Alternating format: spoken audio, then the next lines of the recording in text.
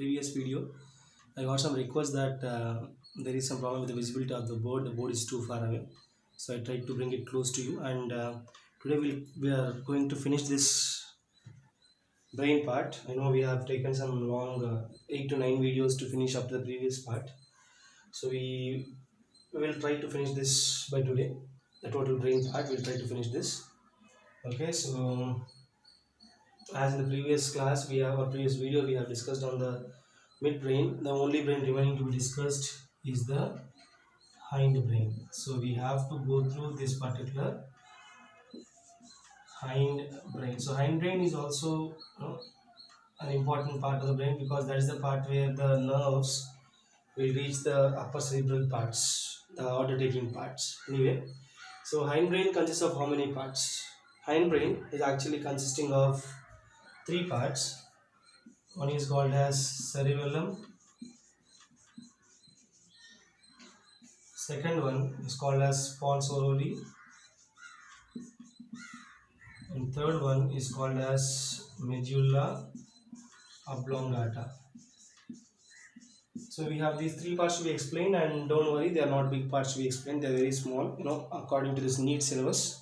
It's not that much big to be explained. So what we'll do is we'll try to conclude them in this video itself. Okay, so if you remember, the hindbrain comes from the embryonic part of the neural tube called as rhombencephalon. So remember the embryonic layers we have discussed in the first video about the brain. So hindbrain comes from the rhombencephalon of the neural tube. Rhombencephalon of the neural tube. Okay, so from that rhombencephalon we get all these parts, that is the cerebellum, pons orally, and medulla oblongata. Okay, so starting with this point, we'll start with the cerebellum part. So we'll start discussing on the cerebellum, its structure and its functions. So showing its location, cerebellum is present on the posterior side of the occipital lobe. So if you remember, again we'll go for the reference diagram. That is, you'll always have this corpus callosum, because that's the main part which you can easily understand while observing this lower parts of the brain. Okay, so this is a corpus callosum, and around this corpus callosum we have this cerebrum.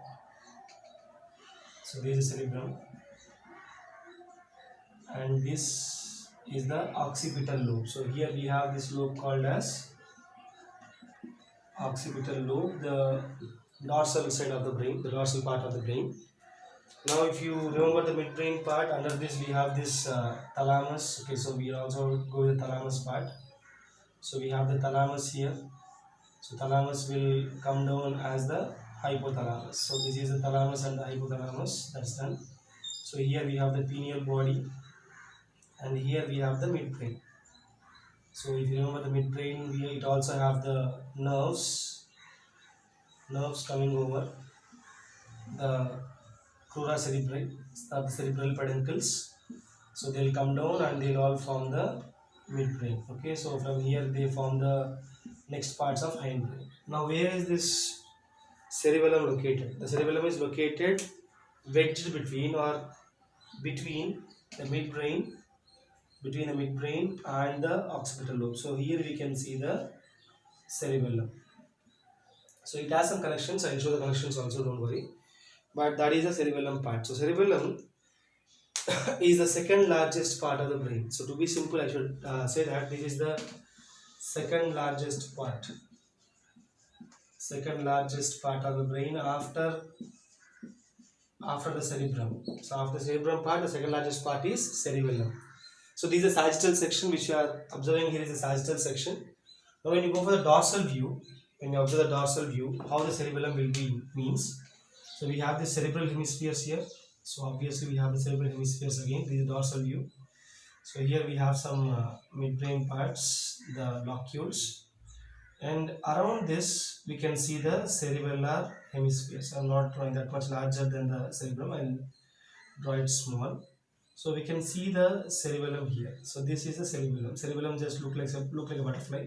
Anyway, so cerebellum is also again divided into 2 hemispheres. So we can see that the cerebellum is divided into how many hemispheres? 2 hemispheres. These are called as cerebellar hemispheres. So we are having two cerebellar hemispheres. Okay. Now when you observe the cerebellar hemispheres, we can see that these hemispheres are divided into three lobes: the anterior, middle, and the posterior lobe. So you can see the cerebellar hemispheres are actually classified into three lobes with the help of two fissures. No need of fissure names at need level. Just remember that they are divided into three lobes: the anterior lobe, the middle lobe, and the posterior lobe. And in the center of the hemispheres, or we can say between two hemispheres, we can see a worm-like structure. You can observe this worm-like structure. So this worm-like structure, it is called as vermis. So vermis is present in between two cerebral hemispheres. So we can see a long worm-like structure called as vermis. So this is what we can observe in the dorsal view or the external morphology of the cerebellum. Now when you have this sagittal section, that means when you cut this brain in this section, sagittal section, what you can observe is this one. So in this one we can see there are three hemispheres. So I just use the writing only. So we can see the three hemispheres. So you can see the anterior, we can see the middle, and we can see the posterior hemisphere. So we can see the three hemispheres. And as of the brain, as it is present around the brain, as it is a brain part, it has the outer gray matter. So we can say periphery of it is having the gray matter. Okay, and the middle will be having the white matter. So you can see the gray matter on the periphery as of the brain because it has all the cytons. So again, in this gray matter, we can see three layers. No need of the names, but I just give you the three layers. The middle layer is having very important cells. So here I will draw a small cell. So in this gray matter, we can see very important cells in the middle layer. So these cells, so these cells which I have drawn here in the middle of the gray matter, so they are the cells called as Purkinje cells.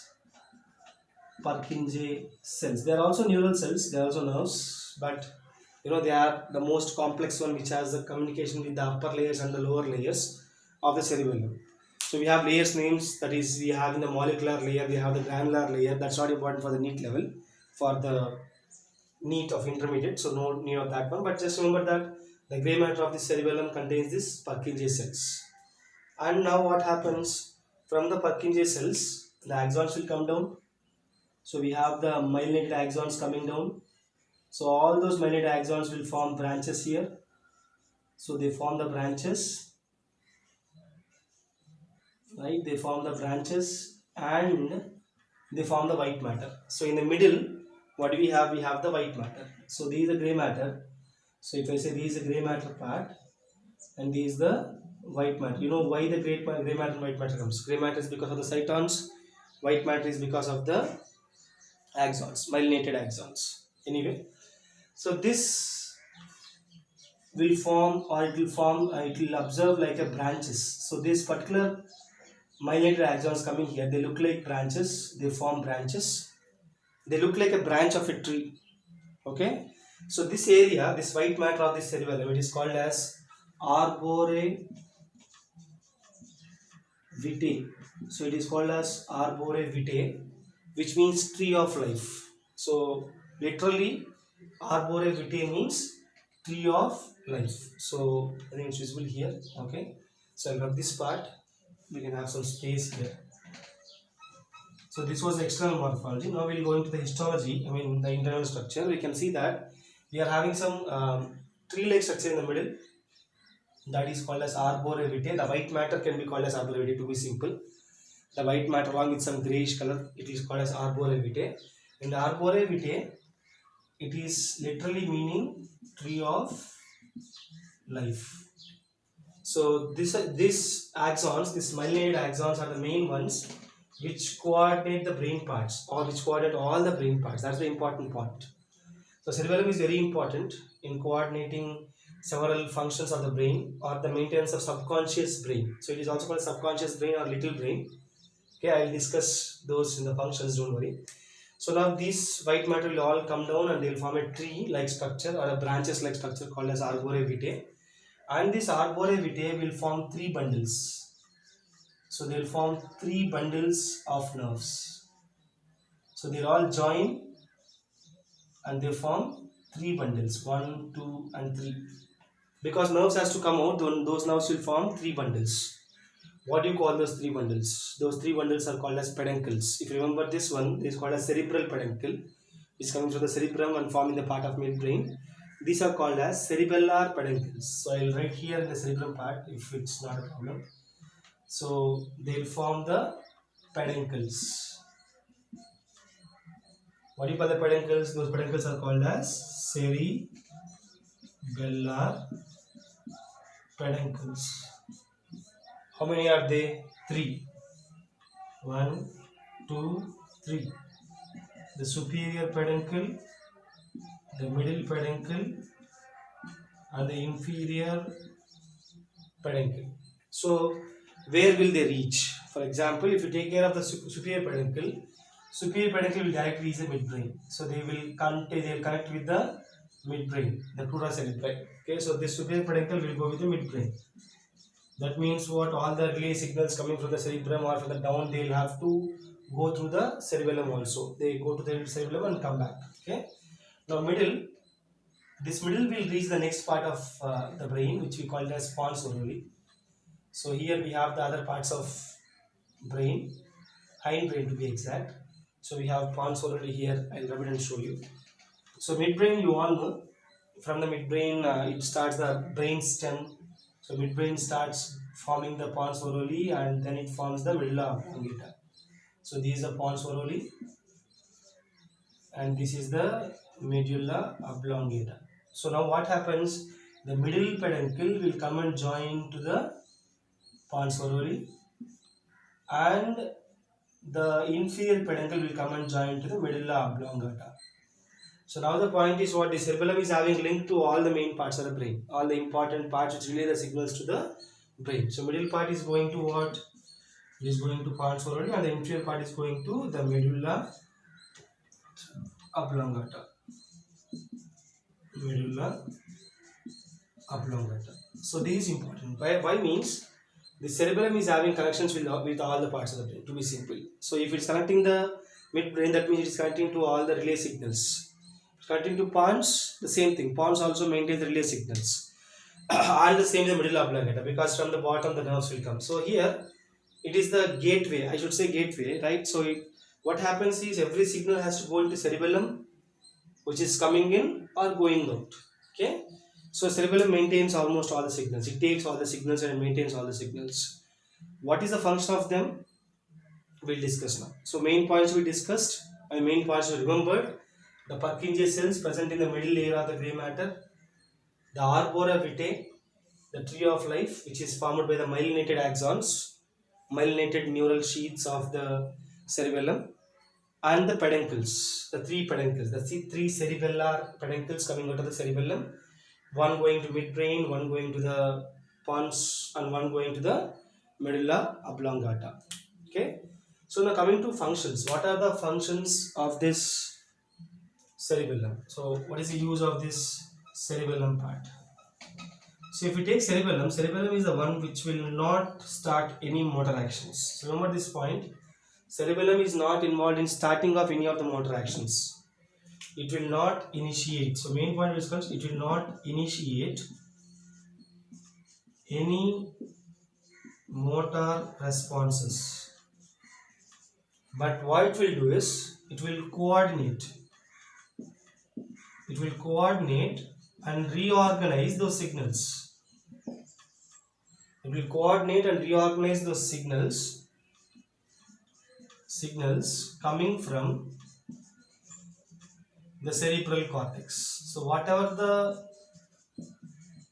signals coming from the cerebral cortex, the cerebral cortex signals are reorganized into a correct pathway reaching to the organs, reaching to the effector organs. So this is a, what you can say, the transmitter type of organ. The transmitter type of organ which will organize all the signals properly and then send it. Okay.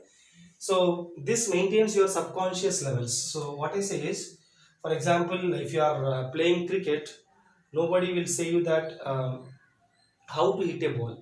In the starting you may learn it. So if you observe some subconscious movements like driving a bike, or playing cricket or playing games or climbing steps, running, walking. So in the starting they may be learned. So in the subconscious movements, starting they may be learned. In the starting they may be learned. That means you'll be learning them because the cerebrum will be working.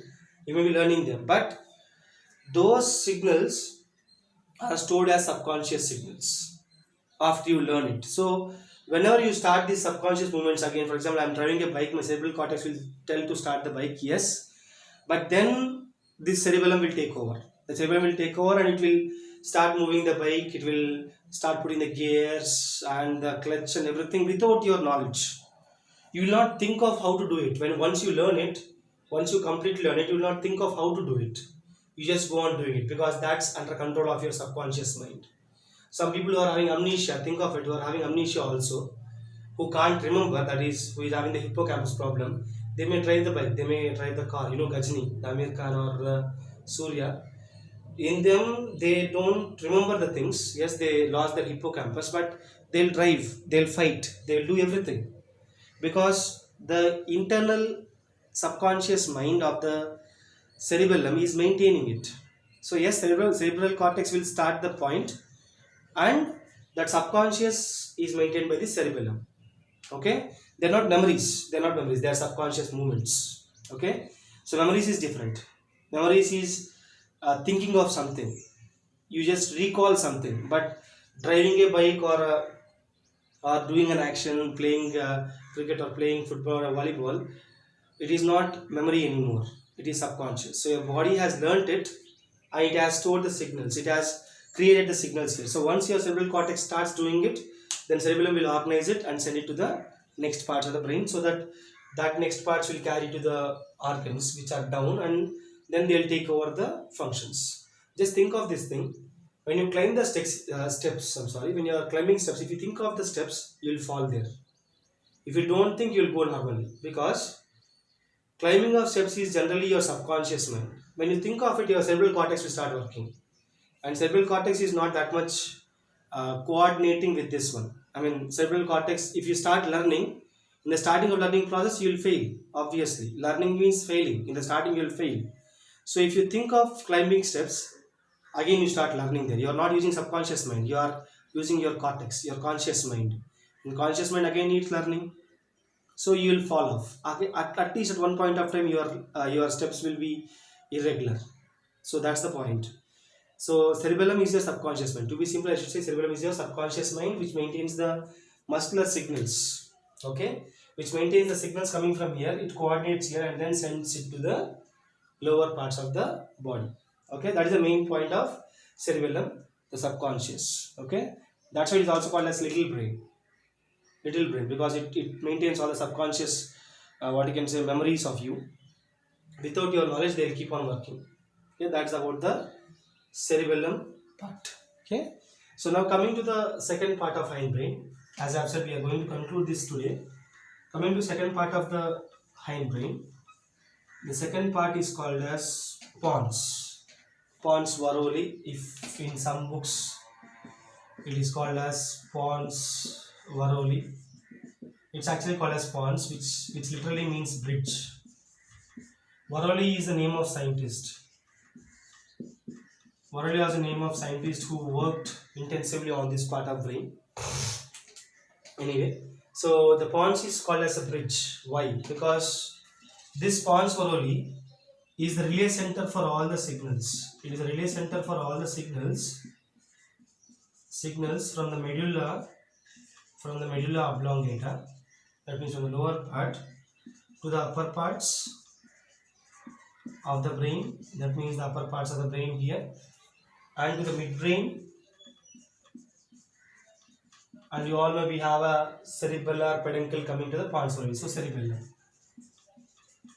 So it is a part which connects everything. To be simple, I should say it is a part which connects every part of the brain. It is a bridge.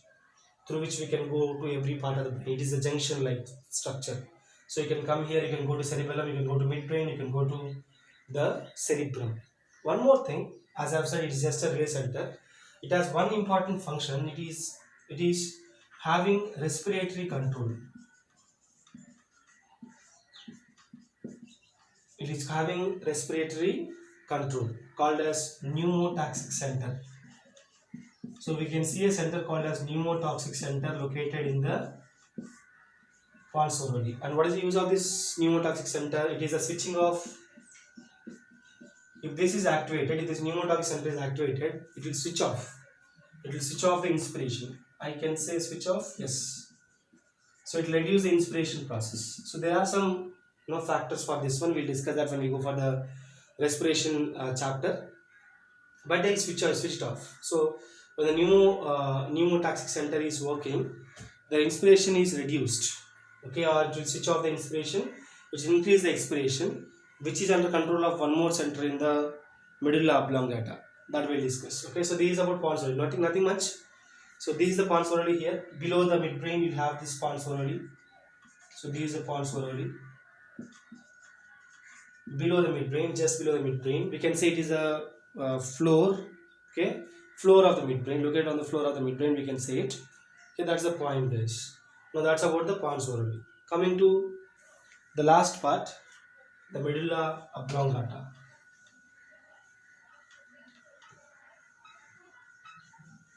So to be simple, medulla oblongata is the last part of the hindbrain, or we can say last part of brain stem also. Don't get confused with the hindbrain and brain stem. So I'll discuss that difference also in the conclusion of this topic. So we have the last part called as medulla oblongata. That means simple, longer medulla part. That means the center part is going down. Medulla is the center part, right? So it's a longer medulla which is going down. Okay, so what is the reason? Yes, this medulla is a group of neurons which is collided to form the brain, and to form the part of the brain, and they'll go down as a spinal cord. This medulla oblongata is very important because it maintains all the involuntary. It maintains all the involuntary activities. So it has some centers. I'll tell you what are the centers. One is called as the respiratory control center, as I have said previously also. It has the respiratory control center. It has the cardiovascular control center. It has the vomiting control center. It has the peristalsis control center. It has the control over alimentary canal. It has the control over your heart. It has the control over your lungs. How? Because from this part of the brain, there is an important nerve coming out. We have many nerves, but one of the nerve, there is an important part coming out called as vagus nerve. One of the nerve of medulla oblongata. There are many other nerves. We'll discuss them in the cranial nerves part. Don't worry. But this vagus nerve is more important. This is the largest nerve. We can say the largest nerve. Okay. So this vagus nerve will be having the connections to all these parts. Okay. That's why it is important. I think this is the longest. I am sorry. Vagus is the longest nerve. I'm sorry for that. It is the longest nerve. So vagus is the largest nerve. Trigeminal is the largest. Leaving that part, we'll discuss them in the cranial nerves. Okay. So because from the medulla oblongata we have this vagus nerve. Vagus nerve controls all over this respiratory controls and the involuntary controls. That's okay. But one more main thing is all the nerves coming from the upper parts of brain are going to the bottom part, that is spinal cord. Or all the nerves coming from spinal cord, they'll go to the upper parts through this gateway. So I should say this is the perfect gateway. So this is the gateway. So this is the gateway of all the nerves coming from the down to upper to down parts. One more main thing. This medulla oblongata have the posterior choroid plexus. The roof of this medulla oblongata, the upper part of this medulla oblongata, like for example over here. So we'll discuss the ventricular system, don't worry. Over here, around here we have that posterior choroid plexus. posterior choroid plexus, where the CSF will go away from the brain. So CSF is rotating all the way here, is coming down, it will go away through this posterior choroid plexus. We'll discuss them in clear when we go for the ventricular system. We discuss about all the holes and all those things in that part. So just for a remembrance point, you just remember that this medulla oblongata, also have the posterior choroid plexus with them. And one more main thing. So medulla oblongata is a place of crisscrossing of nerves. So in this place, for example, this is medulla oblongata part. So this is medulla oblongata. The nerves coming from the bottom will be crossed, will be going to some other direction. That's the anatomy of the brain. Okay. So the nerves coming from the bottom will go to the opposite. From the right side it comes to the left side, and left side comes to the right side. The same with the motor nerves. The nerves coming from the left part of brain will go down, and in the medulla oblongata region they will crisscross. The same thing happens in the top part. So here what's happening is the nerves are becoming crossed each other from the lower parts or from the upper parts. So these tufts of nerves coming down, these nerves will reverse up. So the right side of the cerebrum will go to the left side, and left side of the cerebrum will go to the right side. Okay. There are many reasons for this point. Some people say the space is less here, so the tufts of nerves cannot go down like this. So what happens, the tufts of nerves will go like this, which reduces the space because this junction is small. If it goes like this, it is thicker. If here we have a cross, think of this cross, it is having very less area. So one of the reasons is that one people say, but there are some other anatomical reasons, not necessary in this neat level. But just remember, in the medulla oblongata region, the nerves get crisscrossed, and that's the reason why people would keep on saying, if you remember, people would keep on saying that the left part of brain controls the right part of the body, right part of brain controls left part of the body. The reason is the crossing of nerves at this medulla oblongata region. So the nerves coming from the lower parts, the right side, will go to the left cerebrum or the left parts of the brain. You know the brain is having left and right parts. We are showing the sagittal cut here, you are showing the heart, half of here. If you turn it like this, so you are looking like this, if you turn it, you can see two areas. So the left part and the right part. Okay. So the nerves get crisscrossed and they go upwards. So main thing, it maintains involuntary activities of the visceral organs like the lungs, the heart, the blood pressure maintenance, the arteries, and the alimentary canal, thanks to this nerve called as vagus nerve, which I have rubbed it off. Okay. So vagus nerve will have the signals going to all the things, right? And don't think that this is only controlling it. No, it is having integrations. But from there the vagus nerve starts. That's the reason why we say that it controls it. So but it has the integration of all the parts. See, remember, I am repeating this. Brain does not work as individual part.